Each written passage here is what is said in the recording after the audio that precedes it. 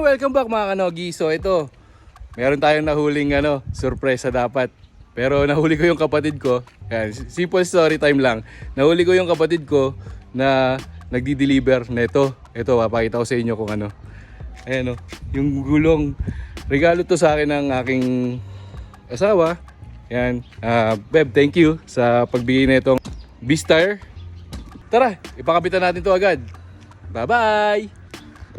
Ayan, at nandito tayo sa may Bristol Street sa may vulcanizing shop at tayo magpapakabit ng ating gulong na bago. Binabaklas na nga ni Tropa ang ating gulong at tingnan nyo, napaka-safe naman ang paggawa niya. Iba talaga pag may makinang ginagamit na pangbaklas ng gulong at may iwasan ng tapya sa pintura ng mugs. At gumagamit siya ng tela, dagdag protection. Story time lang. Alam nyo ba yung asawa ko? Nagtatanong lang to sa akin tungkol sa gulong ng mga nakaraang araw. Ginamit niya pa yung kapatid niya dahil may bagong NMAX din ito. Tapos nagulat na lang ako, hindi niya tinatanong sa akin na 3 ang gulong. Kasi yung kapatid niya ay isang PWD at alam ko 3 ang gulong nun. Doon pa lang medyo nahuhuli ko na siya, pero hindi ako nagpahalata. At pinabayaan ko lang, so hindi naman ako nag-expect na bibigyan ako ng ganito. Kaya nung pauwi na ako noon galing sa vape shop, nakita ko yung kapatid ko na nakamotor.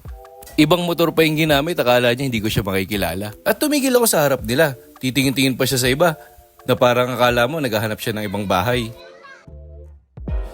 One day it'll make sense. Till that day I gotta pay rent. You know, baby, need some new shoes. Gotta keep some dollars on the statement. Serena with the serve. Who is you what you deserve? Yeah. Who is you what you deserve?